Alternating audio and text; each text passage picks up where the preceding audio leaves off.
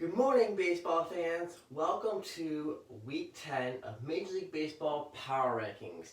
We have had a lot of lack of movement this week. Almost half the league, 13 teams, did not move at all. The largest increase was 6. The largest decrease was 6. So we have some movement, but not a lot. And some of these games have been a lot of fun to watch, and we'll get into all of this stuff, but okay. Welcome to Week 10, and we'll start it off with number 30, the Baltimore Orioles, who, same spot every week, because they've been the worst team in baseball. They're 20-44 on the record, on the year. They went 2 wins and 4 losses against the Texas Rangers and the Houston Astros. No surprise there, they went 2-4, especially when you're going up against Houston, and making your Texas round there is rough on a team that's rebuilding. Coming in at number 29, the Kansas City Royals. Kansas City's also same spot this week. You're going to hear a lot of that in this power rankings because almost half the league didn't move, which I realize it's fun to watch teams go up and down a little bit as they're jockeying for position, but some weeks there's a lot of predictability, or where you get into a week in which the way the games are played out, given the fact that it's this deep in the season, it's getting closer to mid and end of the year. There can be weeks like this where there just isn't a lot of movement in the power rankings.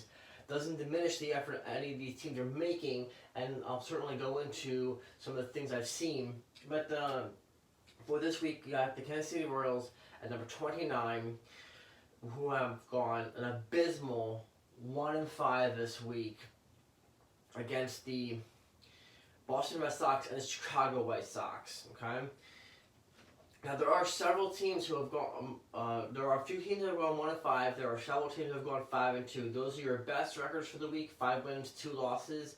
The worst record for the week: 1 loss, 1 win, 5 losses, and Kansas City is having their team for that.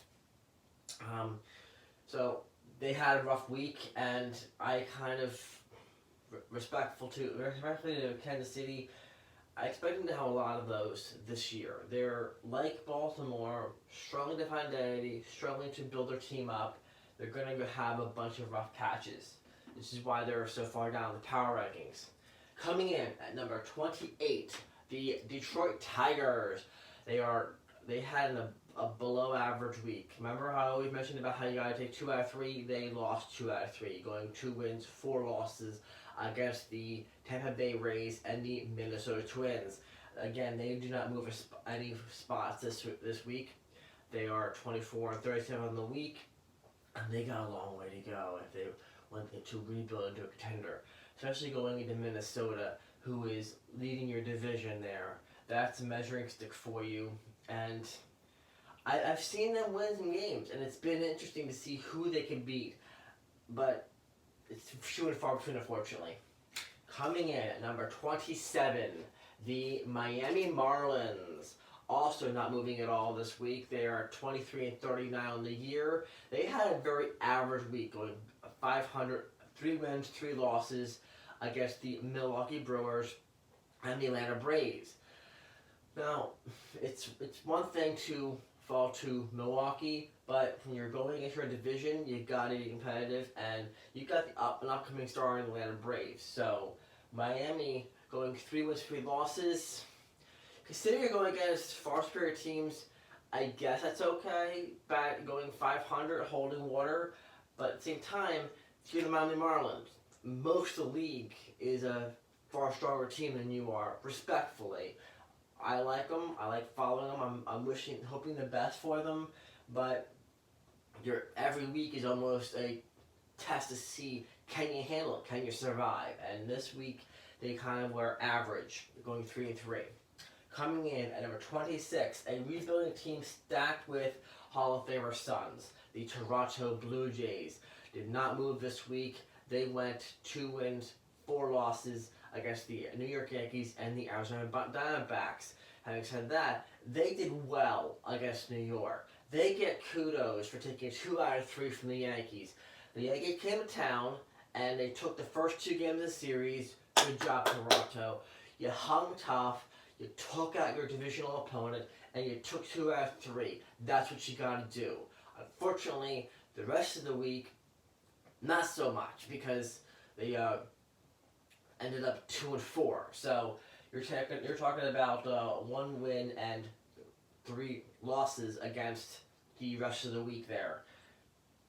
But hey, you know what? You play a divisional rival and you won. You can hold your head high knowing you did what you need to do against your divisional opponent. Let's see us do the same thing to the rest of the division with Boston and, sorry, I'm drawing blanks. Well, Baltimore isn't going to be much of a competition for you, but Tampa Bay. Now, let's see what you do against them. Coming in at number 25, the San Francisco Giants. The Giants had a bad week, losing 2 out of 3, 2 wins, 4 losses on the week. The Giants played the New York Mets and Los Angeles Dodgers. They are 11 games under 500, 26-37. And when you're talking about storied franchises, I get it that San Francisco and LA are a huge rivalry. Absolutely huge on the West Coast, no question about it. When you have a rebuilding team, I wonder to myself, how does that diminish the rivalry a little bit?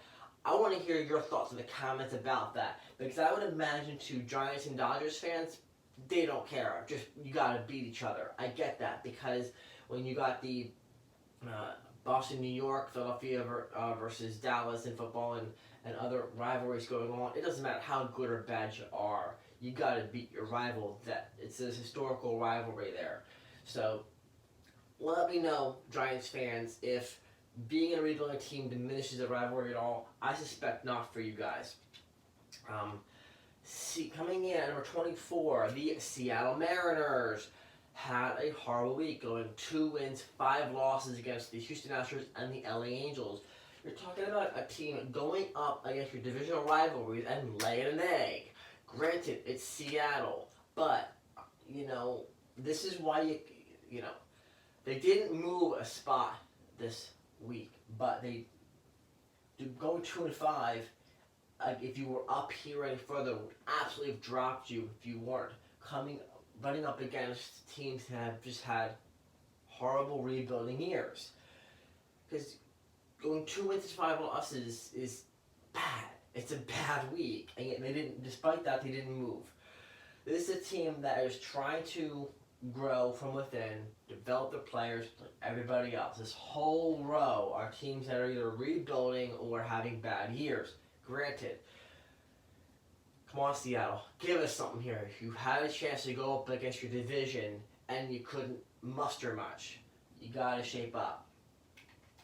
Coming in at number 23, the Pittsburgh Pirates. The Pirates are down 1 this week, having gone 2 wins, 4 losses against the Atlanta Braves and divisional rival Milwaukee. Now, the Milwaukee-Pittsburgh series I have found particularly interesting, because these are games in which Milwaukee is supposed to win, and yet because they're divisional rivalry, it's a division rivalry, and they did well in Pittsburgh, and then they're going into Milwaukee back and forth. They're fun to watch regardless of who wins. And they are not showing themselves to be a horrible team. They are holding their own against the Brewers. They're not winning a lot, but they're holding their own, which, for a team on the bottom rung here, I give you kudos for that. You make games interesting because of that. Coming in at number 22, the Washington Nationals had a solid week, which you don't hear a lot from the Nationals. Losing 2 against the Chicago White Sox and the San Diego Padres. The Padres, with whom I'm keeping an eye on because of all their acquisitions, I am teetering on labeling them powerhouse. They're definitely up there in the ranks, and they have been most of the season. Yet Washington manages to, between the whole week, go 4-2. They do what you gotta do. You win 2 out of 3 for the respective year. That's what you gotta do. Good job, Washington. Rounding out the bottom 10, the Cincinnati Reds. The Reds have gone 1 win, 4 losses against the St. Louis Cardinals and the Philadelphia Phillies. They are down 6. They've fallen out of the middle row, and they have their little dunce cap on this week, having had a very bad week. When you're trying to compete within a division, going 1-4, especially against a divisional rival, does not help you. However, having said that, if you look at the basement team of all 6 divisions, Cincinnati is doing the best among them. Look at the rest of the league here. You got, bottom feeders, Kansas City, bottom feeders, Miami, and Baltimore, and San Francisco. You're doing well for a bottom of the division team relative to other divisions. I get that, and I have helps for you. But you're also in a division against St. Louis and Chicago and Milwaukee. Good luck. You're going to get beat up a lot. Hopefully, in the coming years, you will bring in the talent and develop the talent you need to compete with these teams and perform better. In the meantime, you're down at 21. Now, I also wanted to point out this week that we have rising point totals here. You also see Baltimore finally rise over 50. Now, given the fact that in a given year, every team across the board is going to have at least 40 wins. If you do the math, 3 points for a 9-inning win times 40 wins is 100 points. So while we have almost half the league now getting to 100 points, by the end of the year, you're going to see everybody hit 100 points. Now and once you've hit that point, you're a couple weeks away from the All-Star game. Then you go to the pennant races and the trade deadlines. This is where you start to see the point numbers get kind of high. I may need to shrink the letters here a little bit, but now you see where the separations is starting to mount up here, because you could have teams hitting as high as 300. Because that takes a lot. It takes a lot. You got to have your overtime overtime wins, your regular innings wins. You got to have a lot of them, because you're looking at, you'd have to have 100 regular 9-inning wins to get 300 points. That may not happen, but you might get close to it. So, in any event, moving right along, coming into the middle section here, this is the section with which you don't have the bottom feeders where the rebuilding teams you feel sad for. You don't have the powerhouses that are jockeying for positions for elite status for the number 1 spot. Here you have the teams that make life interesting. These are teams trying to find their way, trying to get back from injuries, trying to keep from falling into the cellar, trying to get themselves into the top 10. Teams are trying to get to the playoffs. And starting off that round is the Chicago White Sox, who have had a below average week, going 2 wins, 3 losses. They're down 1, but they stay in the top 10, middle 10 from last week. They are 3 games under 500, having played the Washington Nationals and the Kansas City Royals. The fact that you are above both Kansas City and Washington this week, I would have liked to have seen you perform better than 2 wins and 3 losses. At the same time, I'm also not surprised about that from the Chicago White Sox. It's a team that has some good pieces, but most of the team itself needs to develop much better than they have been. Coming in, number 19, the St. Louis Cardinals. The Cardinals are at even 500, 31-31, like Chicago. They want 2 wins, 3 losses. They have also, like Chicago, fallen. They've dropped 2 spots this week, having played the Cincinnati Reds and the Chicago Cubs.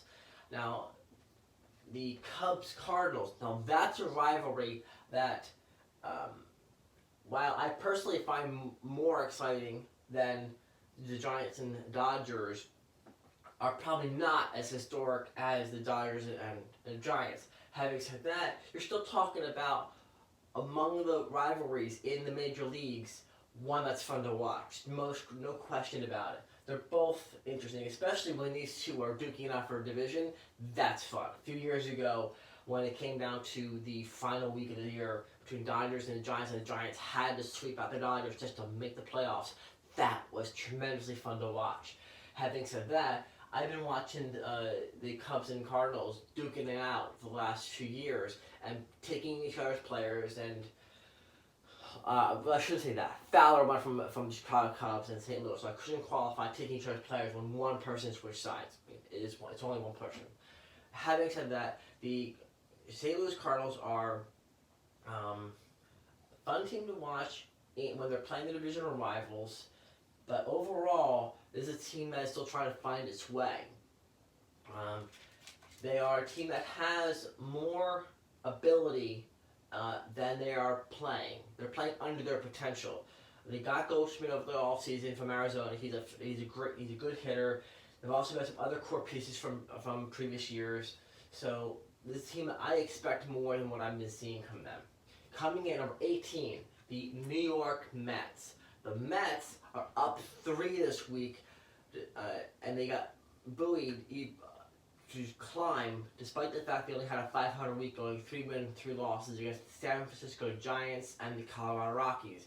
The record stands at 31-33, so they are definitely underperforming for what I thought they could have done beginning of the year. Beginning of the year, I thought they could have potentially been a top 10 team. They haven't played to that standard. At the same time, maybe those expectations were a little bit high because they are the New York Mets, and historically they are always been tagged lovable losers. People love the Mets despite the fact they don't win very often, and they haven't had a lot of divisional championships, let alone World Series runs. Despite that, they have a team that, based upon the roster, should realistically be playing a lot better than they are. We'll see how things turn out throughout the course of the year. Hopefully they get their act together and get some players back from injury. Coming in number 17, the Los Angeles Angels of Anaheim, who are 3 under 500, 31-34. They had a subpar week, going 3 wins, 4 losses against divisional opponents, the Oakland Athletics and the Seattle Mariners. They do rise 1 spot based upon their points and their performance against the rest of the board here. They do have 93 points cumulative on the season, and they do have a better weekly run differential than the New York Mets. That lets them climb a single spot. Having said that, this is a team that is a far cry from the Associate days. This is a team that is largely rebuilding despite the fact that they still have Mike Trout and other big bats. I expect a lot more from this team. At the same time, their manager needs to get more out of their talent. You're talking about a team that went against divisional opponents and had a subpar week. Going 3-4 against Oakland and Seattle, 2 teams in which Oakland, granted, is higher on the board, but Seattle is really far down there. These are divisional games. It doesn't matter where the other team ranks in power rankings. You have to win your division if you want to be competitive. You're playing in a division against the Houston Astros. I mean, if you even want to try to get a wild card spot, those divisional games are critical. You need to get those games, and they're just not. Granted, the other teams are trying to be competitive within the division as well, but this is the LA. Coming in number 16, the Colorado Rockies, with which I was touting and tip my hat for getting a perfect 7-0 week the other week. This week, they had a very average week, going 3-3, which caused them to drop 2 spots. They're still 3 out of 500 after having gone through the Chicago Cubs and the New York Mets. This is a team that I had higher hopes for when they started the season, and they've been more or less trying to find their identity. Because here's the funny thing about the Colorado Rockies: they're winning games I don't expect them to win, and they're losing games I expect them to win. So if I was a gambler, I'd be going dead broke on this team because they're very, very hard to predict. They have good games and bad teams. Like the Pittsburgh Pirates, you don't know what team's going to show up. Is it going to be a team that's going to just kill it, or is it going to be a team that lays an egg? Wonders never cease. Coming in at number 15, the Arizona Diamondbacks. Having had a very solid week, they went 4 wins, 2 losses, winning 2 out of 3 respectively on the week. They're one game over 500, and that lets them rise one rank to 15 over 16 from last week. And they did it against divisional opponents, the Los Angeles Dodgers and the Toronto Blue Jays. Granted, kicking the butt out of Toronto is not exactly a tough feat unless you're in New York. However, going up against the LA Dodgers and holding your own and winning, great job, Arizona. Great job. You really being able to take on teams above you and rise to the occasion. Kudos, great job. Keep up the good work. Coming in, number 14, the Boston Red Sox, who have had a very, very good week, going 5 wins, 2 losses against the Kansas City Royals and the Tampa Bay Rays, allowed them to be 3 games over 500 and rise the highest amount of any team here, 6 spots. The Cincinnati Reds dropped 6 spots, so that's your other most significant movement. But the Boston Red Sox are starting to show their mettle against the rest of the league here. They did not fare so well against Tampa Bay, but they did rock the cash ball against the Royals, which when you're going out against a team that's struggling, you absolutely have to take advantage of that. And last year, they were phenomenal at winning the games you're supposed to win, racking up the wins against your division, racking up the wins against under 500 teams, and they showed this week that they were back to play. Tampa Bay aside, they did what you have to do, and they had a great week doing it. They ended the week this includes last Sunday's games because I have to do these videos on Sundays because of work on Mondays. I cut them off on Saturday, which means that last week's Sunday rubber game against the series finale against New York, that included in the 5-2 this week. Also, the loss to Tampa is also included in this. So that gives them a very, very good week. Gives Boston fans a lot of hope. And they are really starting to climb back into this. Granted, they're in 3rd place. They are a handful of games below Tampa and New York, but they're moving in the right direction. They're racking up wins, and they're beating up what teams they're supposed to do. Let's see what they can do with that in the following weeks. But for a team that has what would be considered an elite build-up between your lineup and your rotation, they're starting to call the way back in the division. Look out Tampa, look out New York, the Boston Red Sox are coming. Coming in at number 13, the San Diego Padres are down 3 this week. This is a team that has been sinking and sinking and sinking. Maybe it's because the season is drawing on more, maybe because they are still lacking some of the pieces, maybe because teams are catching up to what they're doing. But they started off the year well, and they're now falling down to earth. They're down 3 spots this week. They're 1 game over 500, 33-32, and they had a subpar week, winning 3, losing 4 against the Philadelphia Phillies and the Washington Nationals. Now, some of that could be attributed to a West Coast swing. However,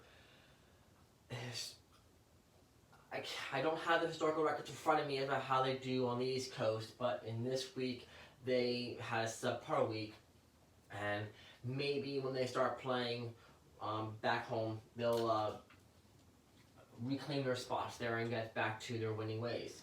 Coming back, and they were on the road this week.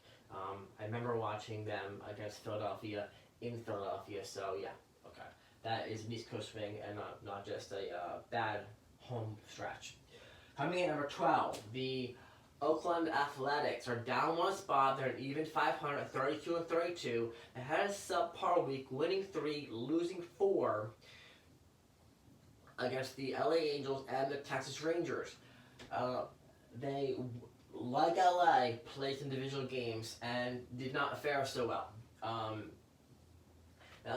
I've been watching this week and I've taken particular interest in the sheer volume of divisional games, because divisional games are where the divisions are won, and I think that might have a lot to do with why you didn't have a lot of movement this week, because when you get a lot of teams playing within their division, they're going to be beating each other up, going back and forth. There isn't going to be a lot of just sweeps and domination. Because you were, for example, with Oakland and Los Angeles, or Oakland versus Seattle, regardless of where each team is in the season, when you're playing a divisional rival, it's a whole new ball game. It takes on a whole new meaning. Go ahead and ask Boston how they feel about playing New York. It doesn't really matter whether they're playing Chicago or Seattle. When you're playing Tampa, when you're playing Baltimore, when you're playing New York, that takes on a whole new meaning, because these are divisional games. And you've had a lot of that this week, and it's been a lot of fun to watch. And this is why I love the fact that Major League Baseball decided that in September, when you're in the pennant races here, they want every league to play at least one series against their entire division, if not two whole series against their entire division. And I think that's really, really great, because when you're trying to take your division, the best way to do that is, instead of getting it on the backs of other divisions, you now have to play your own division and take it from the teams you're chasing or the teams you're trying to hold back. So, having said that, that will make things interesting for all of these teams: Seattle, LA, Houston, Texas, come September. In the meantime, this week, having had a bunch of divisional games, it's showed a lot of parity, I suppose you could say, because no team has done particularly strong, Houston aside from that. But within the below Houston teams, they've all been kind of very average. Subpar, maybe a little bit above, a little bit below. Having said that, coming at number 11, the Cleveland Indians, whom have had a good, solid, strong week. You're talking about a team that has done very, very well. They went against first place Minnesota, they went against first place New York Yankees, and they won their games. Having gone 4 out of 6 games, they did exactly what you need to do to win and win and win. When you talk about the formula of success, Manager always talk about, I'm not trying to win every single game, I'm trying to take 2 out of 3, I'm trying to win series. That's what the Cleveland Indians have done this week, taking 4 out of 6. And they didn't just do that against any team. They did it against the right teams. Their schedule aligned to allow them to play first place teams. They showed up to play, and home field or not, they did what you gotta do. They held their own in their home court, and they took out the Minnesota Twins and the New York Yankees. Lindor is back. That's fantastic for them. He will help them out, coming fresh off the DL against the Yankees. This team that is starting to put things together and show their mental, and look out, Minnesota, the Indians are coming. Now that we've gotten through the bottom 20 of the league, in which most fans are let me just skip right past the top 10. That's what's most interesting. After all, ESPN, Major League Baseball, and MLB.com don't even really go into the bottom 20. These are teams that are struggling, trying to find their ways, having average weeks. It's tough to come up with interesting storylines. They always focus on the top 10. And admittedly, the top 10 is the most fun, because you got the powerhouse teams, your division leaders, and most likely your top 10 are going to be predominantly all of your playoff teams. Depending on how the season shakes out, you could have maybe a team down here get in as a wild card, depending on how the power rankings show up, based upon divisions and what have you, because you can't have more than 2 teams from a given division. You could have a bunch of them, a very strong division. If we have to give maybe a weaker division, a team from down here. Anyway, I digress. Either way, we are now at the top 10. The top 10. This is fun. This is where things get great here. Now, coming in at number 10, the Texas Rangers have broken into the top 10 for the first time all season long. They're up 2 spots, they're 5 games over 500, and they had a great week, winning 5, losing 2 against the Baltimore Orioles and the Oakland Athletics. Now, Baltimore was probably some gimme games for the Texas Rangers, but they also managed to do well against the Oakland Athletics. Divisional games. Again, Oakland's not doing horribly, but they still took care of their own, and they won 5 out of 7 games this week. Great job. Welcome to the top 10, Texas. Welcome to the top 10. Great job. Oh, but who haven't we covered here? We've still got Houston here, which means we now have 2 West Coast teams in the top 10. Awesome. The AL West just got more interesting. Great job, Texas. Speaking of, well done. The Atlanta Braves come in number 9. Not moving a spot this week, but they had a very good week. They took 4 out of 6 against the Pittsburgh Pirates and the Miami Marlins. Marlins aside being a rebuilding team, you've got a team that was also considered rebuilding for a while. Last few years they've been rebuilding, developing their talent, their rotation.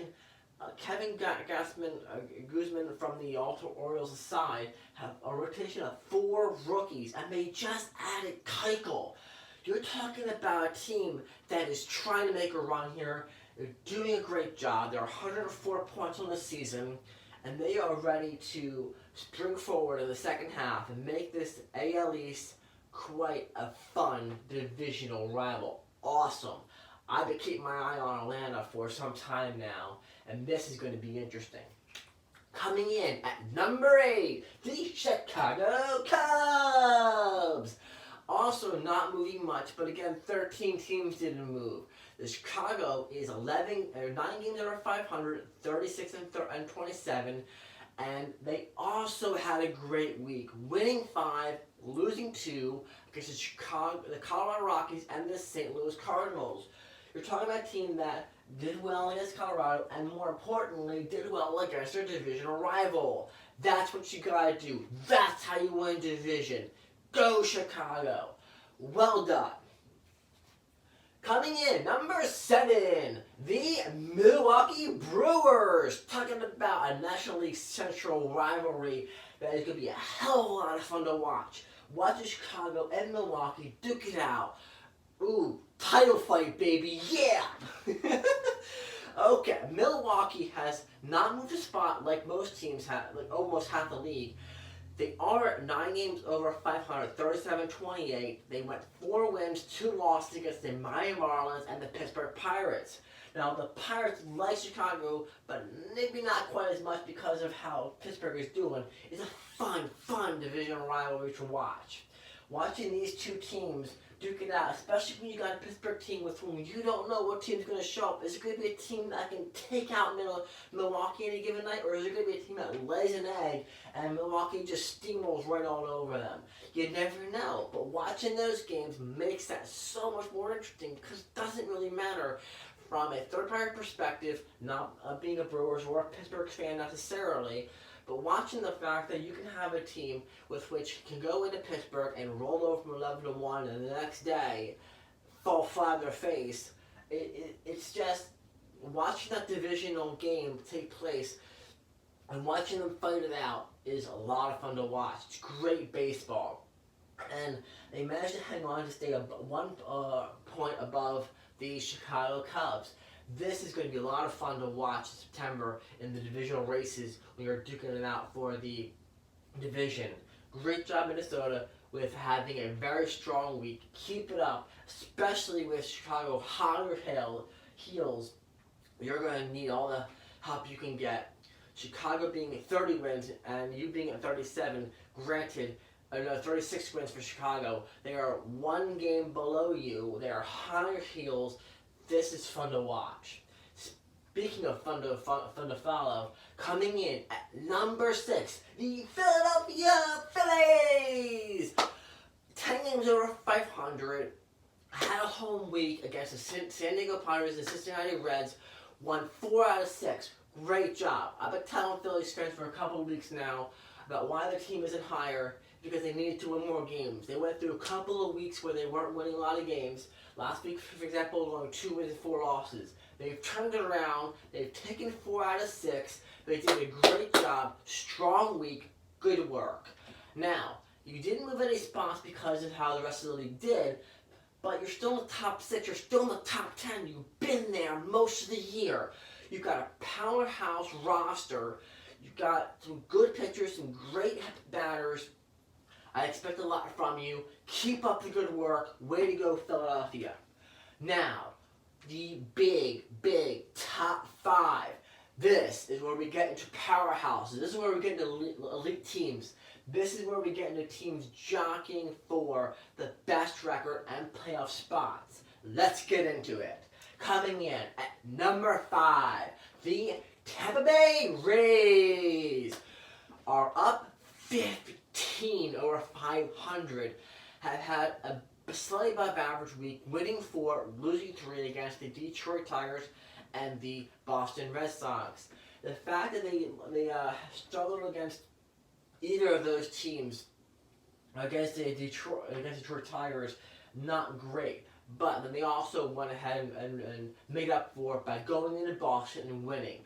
I'll tell you what, the most fun I've had in the past decade in playoff baseball was watching the ALCS a number of years ago in 2008, where Tampa Bay and Boston went 7 games. It was a series in which I said to myself, if they don't win Game 6, they won't win Game 7.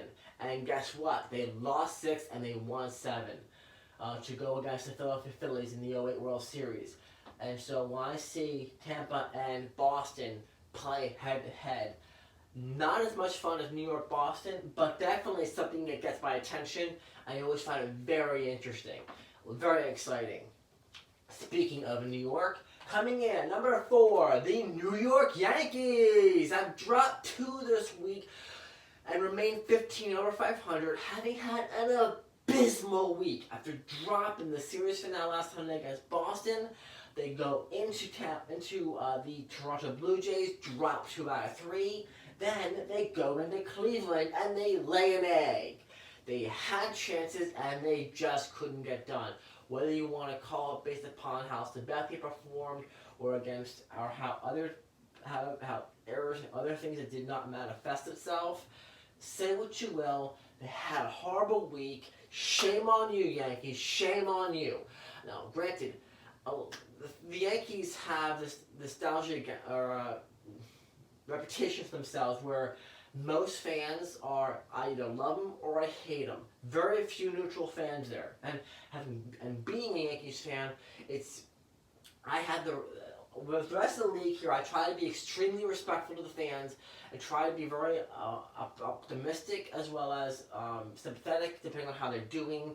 But I also try to maintain the objectiveness for all the other teams. When it comes to the Yankees, I have no problem ragging on them when they're not doing well, because when they're playing their games, I'm yelling at them.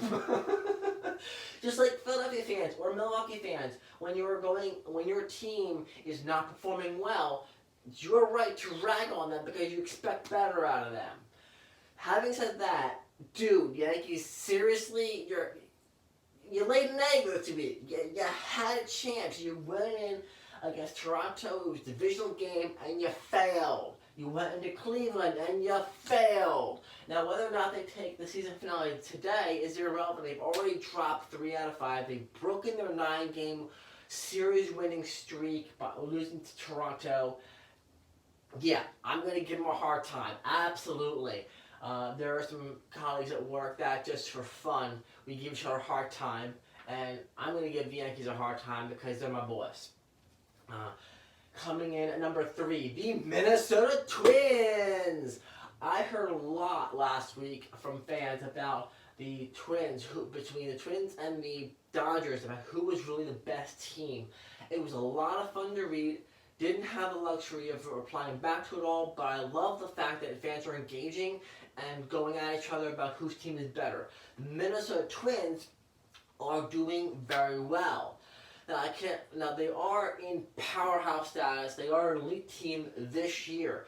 The thing I caution against Twins is playing well in the regular season is great, wonderful. You want that. You want to get to the playoffs. But historically speaking, Minnesota has struggled in the playoffs. They haven't had a World Series in so long. And I might even do an off-season history of how long it's been for the for each team to win the World Series or get to the World Series. Having said that, keep a lookout, Cleveland, or Minnesota for Cleveland. They're doing well. They're kicking it in. They're chasing it, and they're winning games. Keep an eye out for them. Cleveland has 33 wins, and you're at 42. Granted, they're a long way off, but you got over half the season to go. Keep an eye out for them. In the meantime, keep on rocking the cash ball, Minnesota. You're doing a hell of a job. You are 21 games over 500. That's phenomenal. You are really up there in terms of between the Houston Astros, the LA Dodgers, and the Minnesota Twins. You are the only team to have 40 wins in the season. You're killing it. You're doing a great job. Great job, Twins. This week, you went 3-3 against the Cleveland and Detroit Tigers. Granted, you went into Cleveland and a subpar week.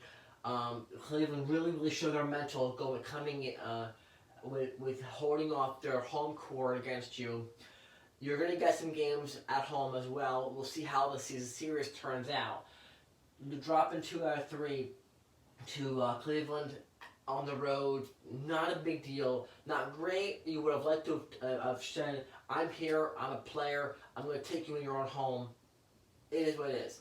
At the same time, you also managed to, not managed to, but you took care of Detroit as well. Divisional game, but again, this is a game with which they're in bottom of your division. It's like in New York or Boston or Tampa going into Baltimore. You just kind of expect to win those games. So, coming in at number 2, the Houston Astros up 1 this spot, with New York falling to Minnesota and Houston both reclaim their top 3 statuses, and I'm sure a lot of fans will be like, yep, that's where they belong to be because they're going to 40 plus wins. These are your elite teams in the league. While I'm a little bit cautious about Minnesota, Houston leaves a no-doubter for me. They are 22 games over 500. They had a very strong week, and they're up 1 spot after having killed the Seattle Mariners and the Baltimore Orioles. These are games with which, granted, they're divisional, but more importantly, these are sub-500 teams. Teams you're supposed to win, and they took care of business. You only get to play teams on your schedule, but when you play sub-500 teams, dominating, owning, and just running amok is what you gotta do as a powerhouse team, and they definitely are on the track to do that. This is a team with which are starting to. It reminds me of the year that Tiger Woods was in the Masters in Augusta, and he was so far ahead of the rest of the competition. It was just no question he was going to take the green jacket, and the whole media shifted focus into, okay, who's going to come in second? Because that's actually an interesting case. Tiger is so far ahead. They're just That's the Houston Astros this year. They're dominating their division so heavily that it now becomes a matter of, can anybody else in the division even make the wild card? It's kind of a lost division as far as taking the division crown itself, but did you expect anything less from the Astros? Really. You're talking about a World Series contender here. Yeah. So, speaking of World Series contenders, we now get back to the big numero uno. Who is the best team in baseball? That resides with the Los Angeles Dodgers, who had been up here most of the year after dethroning the Seattle Mariners. They get to stay in the number 1 spot this week, being up 23 over 500. Talk about a strong team. This is a team I watch and I wonder, it's almost like a mirage, not a mirage, but a full moon. It doesn't happen very often. Full moon? No, eclipse, solar eclipse, that's what I'm thinking. Solar eclipse, much more rare, in which they are just not losing games. I can also reflect them to the Tampa Bay Lightnings of the NHL this past season, where they just were rolling over everybody. And this week they rolled over Arizona and San Francisco, divisional players. Arizona trying to make a name for themselves. San Francisco rebuilding themselves. But we're talking about a team with which they just don't lose very often. The fact they dropped 2 games is almost a surprise this week. Great job, LA. Fantastic work. Congratulations.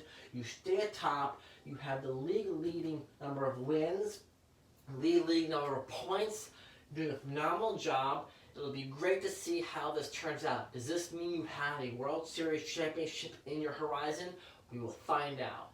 In the meantime, I want to know about what you think about what I think. Please leave your thoughts and opinions in the comment section below. I want to know what you think about where your team ranks, how they've done, where you think they're going, who really should be number 1.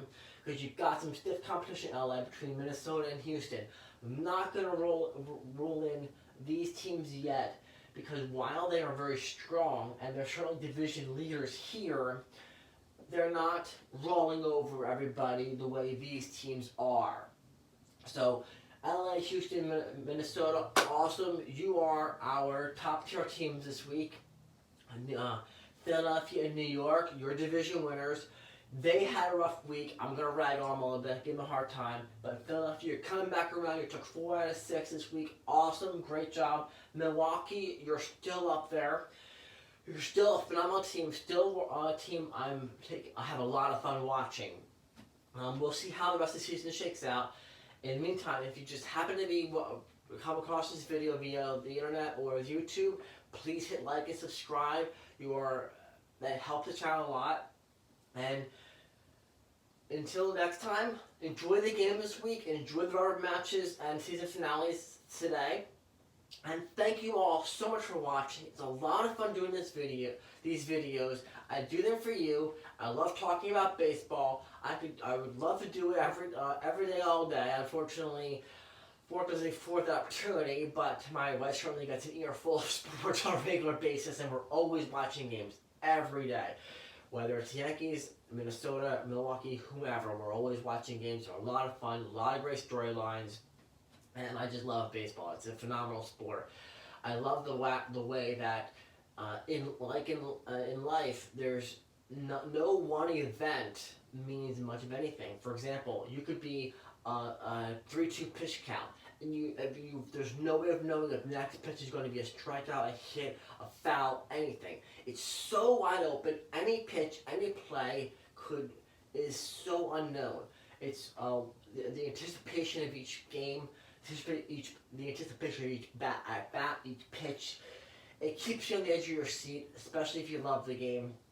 And even if you're not as deep into it as that, it's still a great game to watch. Thank you all for watching. I'll see you next time.